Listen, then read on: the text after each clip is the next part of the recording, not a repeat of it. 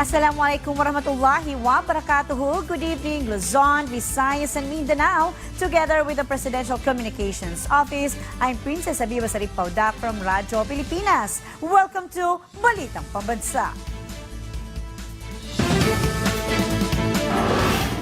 Tonight's headlines. The palace distances itself from the issuance of an arrest warrant against former presidential spokesperson Harry Roque and denied allegations that it is mere political prosecution. The government extends the scope of its much-beloved program Kadiwa to provide assistance even to those at sea, the Filipino fisher folk. President Ferdinand Marcos Jr. rallies cabinet members to drown out the political noise and focus instead on effectively implementing government's programs that will ultimately benefit the Filipino people.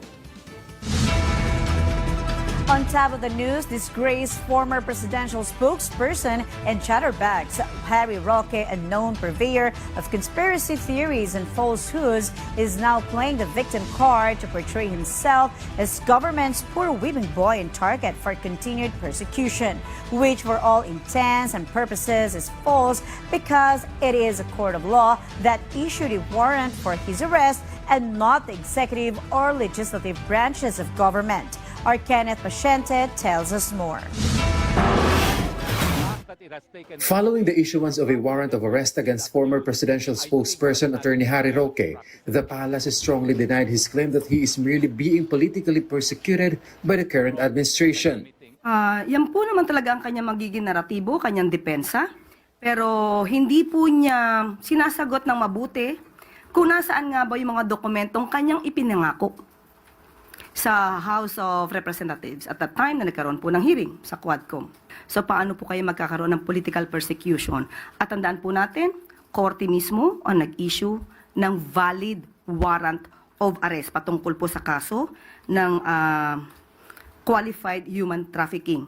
In light of Roque's pending petition for asylum, the palace emphasized, so dapat po para hindi po siya maaresto since may valid warrant of arrest na inisyu ang ating bansa, siya po ang dapat magpatunay na ang pagkuha sa kanya, gamit man ang Interpol or kooperasyon sa Interpol, siya magpatunay ang pagdala dito sa Pilipinas ay because of mere harassment. So may condition po yun. Hindi po yun statement na hindi ka pwedeng hulihin, basta-basta. Kung meron naman pong valid warrant of arrest at may kaso siyang dapat kaharapin, hindi po siya dapat magtago sa kanyang petition for asylum. the issuance of a warrant of arrest against Roque is a welcome development for Senator Risa Ontiveros. She stressed that Roque is a lawyer and he knows that evading the law is wrong, so he must be compelled to return to the Philippines and face the charges against him. Senator Win Gatchalian urged authorities to ensure that wrongdoers are held accountable regardless of their status in life. As far as the House of Representatives is concerned, some lawmakers welcome the issuance of the arrest warrant against Roque, especially since the issues involving him were first raised during their hearings. Well, of course, we welcome that development. Nakita nyo naman po yung tinakbo ng Quadcom hearing at nakita nyo rin naman po kung ginawang legislative process na ginawa po natin. Hindi lang naman sa Quad, no? Pati naman po sa Tricom, pati din po sa ginawa natin sa Blue Ribbon. So we welcome that development and we hope that sooner or later, former Secretary Harry Roque will come to terms with justice. No? In connection with this, the PNP confirmed that the CIDG has formed tracker teams to arrest the accused individuals who are subject to the warrant of arrest. But what about Roque who is abroad? Sa ating pagkakatanda, yan din po sinabi ni Yusek Nikiti ng DOJ, maaari po sila makipag-cooperate at makipag-coordinate sa Interpol patungkol po dito. So abangan na lang po natin kung ano man po ang magiging aksyon ng pamahalaan sa pamamagitan po ng DOJ. From PTV Manila, Kenneth Pasyente, Balitang Pambansa. Fisher folk whose livelihoods have been hit hard by the continued presence, harassment and bullying by the Chinese Coast Guard, PLA, and Navy have received a much-needed lifeline from the government. Dubbed kadiwa ng Bagong Bayaning Mangingisda, this latest government brainchild assures this vital human resource receives sustained assistance by assuring their catch of the day will be fairly procured plus guaranteed access to government's cheap rice program dubbed the Balitang Bigas Meron na program. Our Harley Valbuena narrates the full feature report. Para po sa amin, maraming salamat po at malaking bagay at malaking tulong po yun sa amin, sir. Kasi medyo nakakabawas po ng panggastos po at konsumo ng starting namin sa bangka. Malaking tulong po sa amin yun kahit nababawasan po yung konsumo po namin, yung starting po. Siyempre, nagpapasalamat po kami sa Coast Guard, sa Bicol at saka kay Presidente. Around 120 Filipino fishermen benefited from the Kadiwa ng Bagong Bayaning Mangingisda or KBBM project, which was launched in the West Philippine Sea. According to Malacanang, the government was able to purchase 20 tons of fish from Zambales fisherfolk. Under the KBBM project, the fish catch of fisherfolk is bought directly by BFAR. This is in line with the directive of President Ferdinand R. Marcos Jr. to push for food security and maritime security in the West Philippine Sea. Sa ilalim ng programang ito ng Philippine Coast Guard at Bureau of Fisheries and Aquatic Resources, ipinadala ang MV Mamamalakaya na direktang mamili ng mga sariwang huli mula sa mga ngisda sa Baho de Masinloc. Matagumpay na itong nakabili ng 20 toneladang sariwang isda mula sa mga lokal na mangingisda. Moreover, the KBBM project also aims to uphold the rights of Filipino fishermen in the country's territorial waters. Meanwhile, the palace also assured the continuous distribution of 20 pesos per kilo rice in Kadiwa centers under the Balitang Bigas Meron na program. According to Yuse Castro, the vulnerable sectors will still get first dibs in accessing the cheaper rice until the end of the year. However, the administration plans to allocate more funds to the program next year so the 20 pesos rice can be made available to all. Sa Kadiwa centers, vulnerable sectors po ang makikinabang pansamantala hanggang December 2025. Sa LGUs po, kung ano man po ang kanilang magiging guidelines, maaari po ito maging rice for all.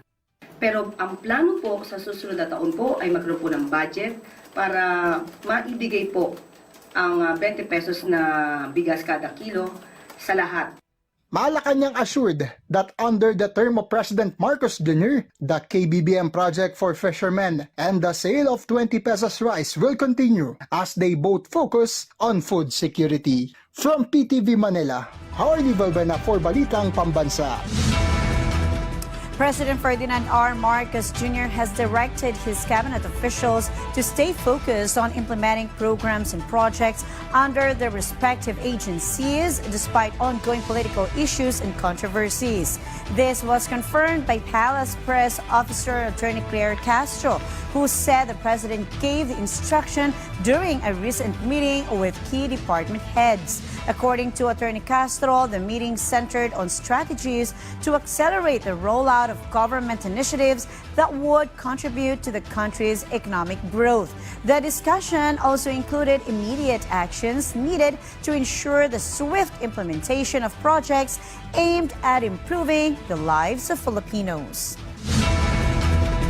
Now, with the final tally now released by the National Board of Canvassers, a new chapter in the Philippine political landscape is about to unfold as the Commission on Elections prepares to proclaim tomorrow the official winners of the senatorial race and party list groups. PTV's Luisa Erispe takes a closer look at the faces and returning names that make up the country's new Magic 12, the top candidates who will soon take their seats in the Senate.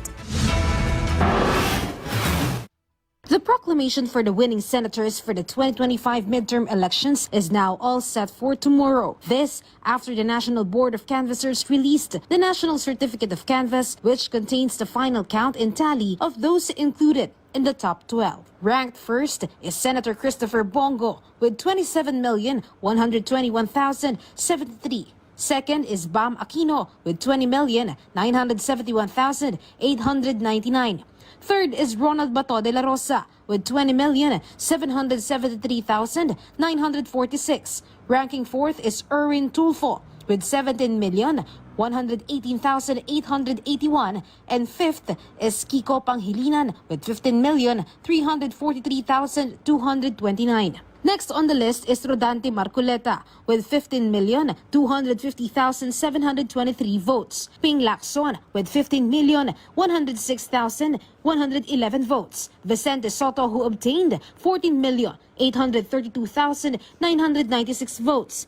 Pia Cayetano with 14,573,430 votes, and Camille Villar with 13,651,274. 11th place is Lito Lapid with 13,394,102 votes, and Amy Marcos is on a 12th place with 13,339,227. The proclamation tomorrow will be held at around 3 in the afternoon at the Manila Hotel, Tent City.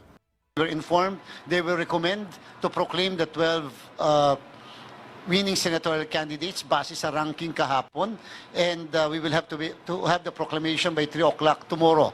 Aside from senators, the COMELEC also released a list of top-ranking party list organizations which garnered votes last elections. First is Akbayan Party List with 6.63%. Second is Duterte Youth with 5.57%. Tingog, which acquired 4.34%. 4Ps with 3.50%.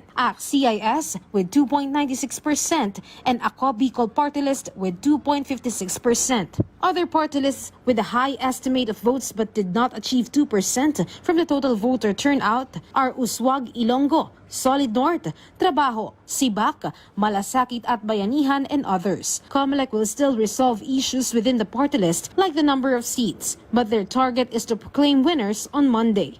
Kinakailangan namin pag-usapan paano i-allocate yung lahat ng 63 seats o 64 seats as the case may be. Sino entitled sa 3 seats, sino entitled sa 2 seats, sino entitled sa 1 seat lang na mga party list. And therefore, ibabase natin yan sa existing decision ng Supreme Court sa kaso ng Banat versus the Commission on Election. We will always be consistent.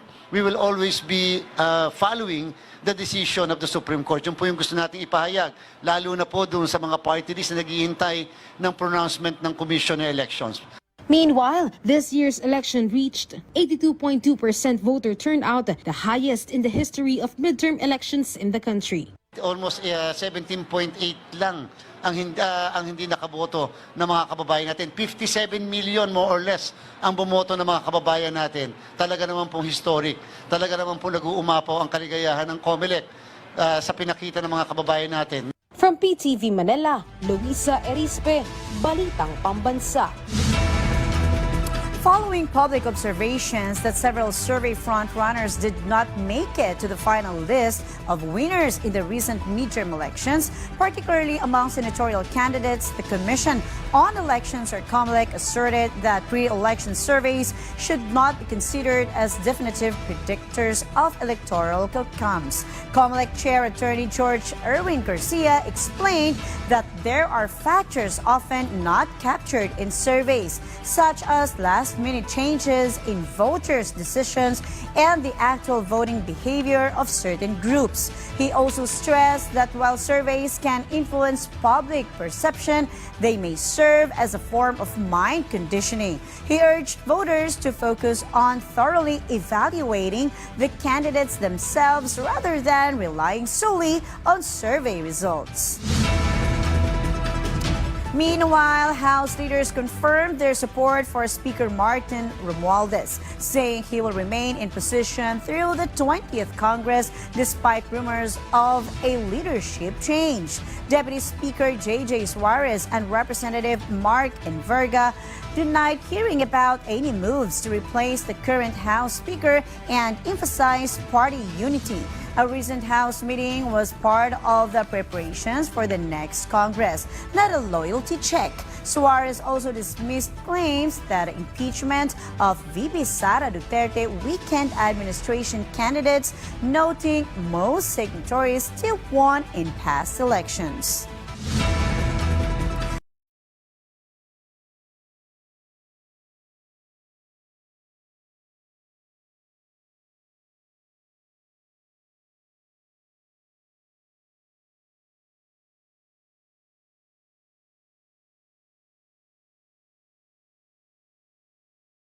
Sent one of the Lima's cases back to the regional trial court for clarification, not a reversal of her acquittal. Since the case isn't final, defenders said it won't hinder her participation in the 20th Congress.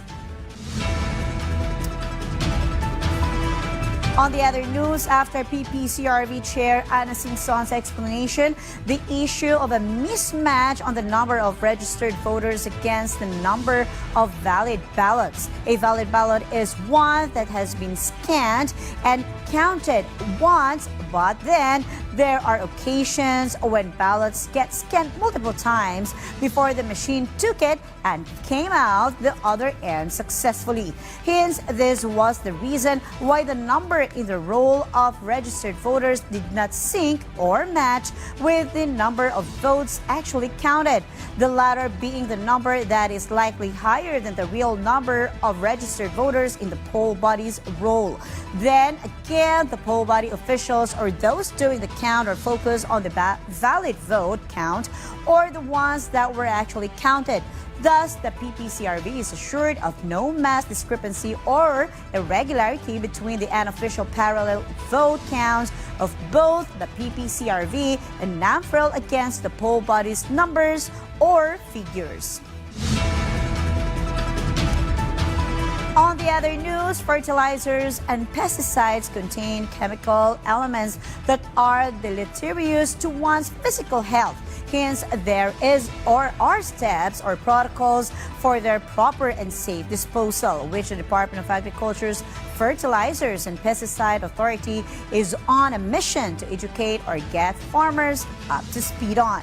Fertilizers and Pesticides Authority head honcho Glenn Estrada stresses the complete distinction between typical garbage disposal from storing and reading residual fertilizer and pesticide waste. Hence, the FPA has elicited the help and cooperation of the Association of Pesticide Dealers in enlightening farmers and DA representatives in the proper collection, storage, and ultimate dumping or disposal of fertilizer and or pesticide residual waste. The FPA is mulling how to elicit full LGU cooperation and assistance on the matter.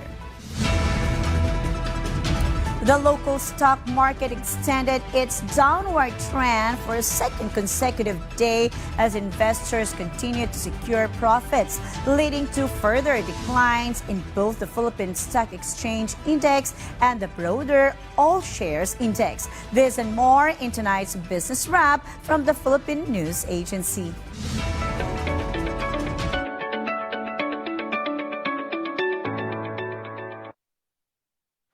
Turning to business, the local stock market extended its decline for the second straight day as investors continued to lock in gains. The Philippine Stock Exchange Index fell by 1.30%, closing at 6,466.86, while the All Shares Index dropped 0.80% to 3,768.44.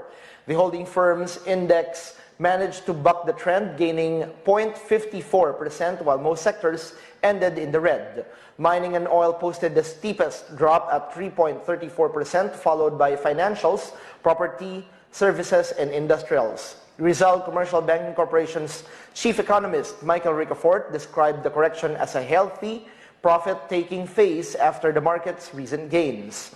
Meanwhile, the Philippine peso rebounded in Thursday's trading, closing at 55.75 against the US dollar, stronger than Wednesday's finish of 55.86. Meanwhile, the Department of Energy reports that the country's energy sector has surged to a value of 3.3 trillion pesos, up from just 630 billion pesos in 2022. Energy Secretary Rafael Lotilla says the growth reflects stronger investments in power generation, transmission, and distribution. Meanwhile, to help cut electricity costs, the government is expanding renewables, upgrading transmission lines, and introducing hybrid systems in off-grid areas. Lotilla adds that reducing transmission bottlenecks and relying more on local energy sources will help lower power prices.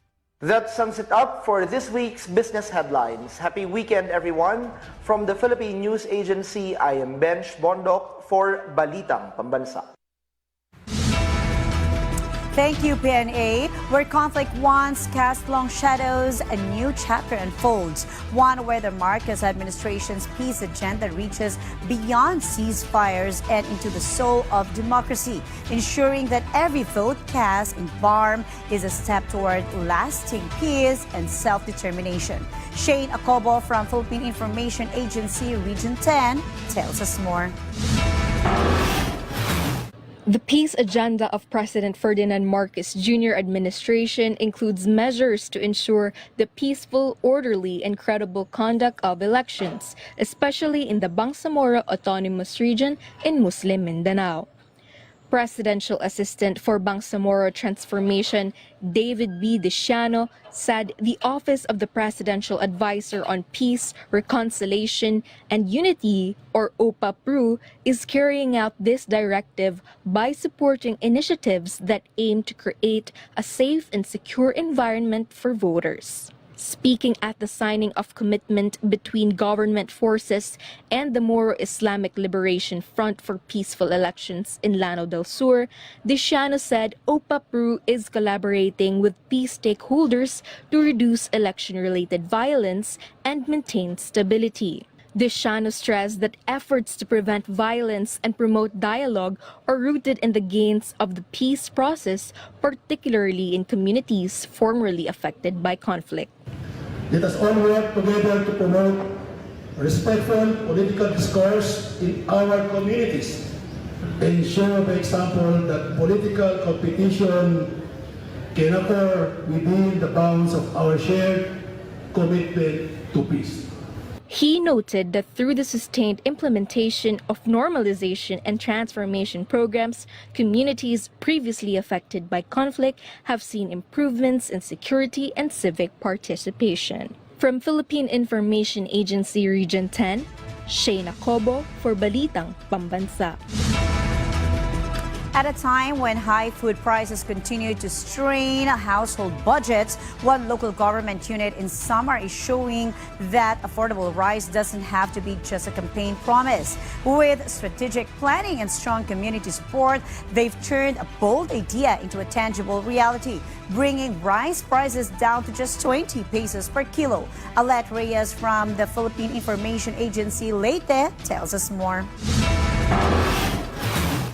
Key feature in the recently launched Kadiwa ng Pangulo of the local government unit of Basay in Samar province is the locally produced rice sold at 20 pesos per kilo. The Basay LGU, through the Municipal Agriculturist Office, would like to prove a point. Selling rice at 20 pesos per kilo is not impossible with the government's right support, careful planning, and restructuring of the rice value chain.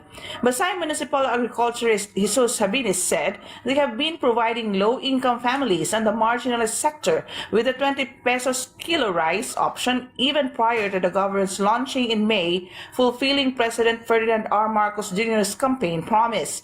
The Municipal Agriculture Services Office strategy of providing rice farmers with seeds and fertilizers on a per hectare basis, and with farmers in return repaying the support in kind by supplying milled rice after harvest, is making the 20 pesos per kilo rice program possible for Basay. Itong ginagawa namin is kaparte po ng Kadiwa ng Pangulo, at saka ang pagbinta namin ng bigas na 20 pesos per kilo ay kasama ito sa dream ni Bongbong Marcos, at kami sa LGU in-implement namin na hindi talaga imposible magbenta ng 20 pesos per kilo. Residents in Basay have welcomed this initiative with the local government.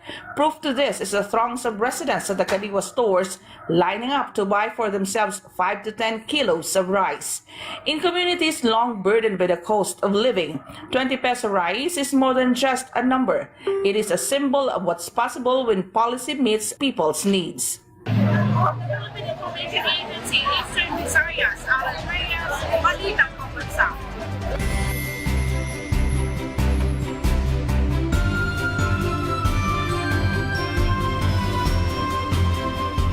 And for for our weather update, the Intertropical Convergence Zone, or the ITCZ, is affecting Mindanao, while the easterlies is affecting the rest of the country. Mindanao, Eastern Visayas, and Palawan may encounter cloudy skies with scattered rains and thunderstorms. Meanwhile, Metro Manila and the rest of the country may experience partly cloudy to cloudy skies with isolated rain showers or thunderstorms caused by the easterlies. There's a possibility of flash floods or landslides occurring during severe thunderstorms. And that concludes our rundown of the latest, widest, and most comprehensive news and information from all across the nation. Starting Monday, May 19, Balitang Pambansa will temporarily no longer air at this time slot. But rest assured that it will return to continue to deliver the news to you from various parts of the country. This is not a farewell, but rather a mere prelude to a possible triumphant return. Till then, inshallah, from Radyo Pilipinas, I'm Princess Habiba Saripaudak, and this is your Balitang Pambansa.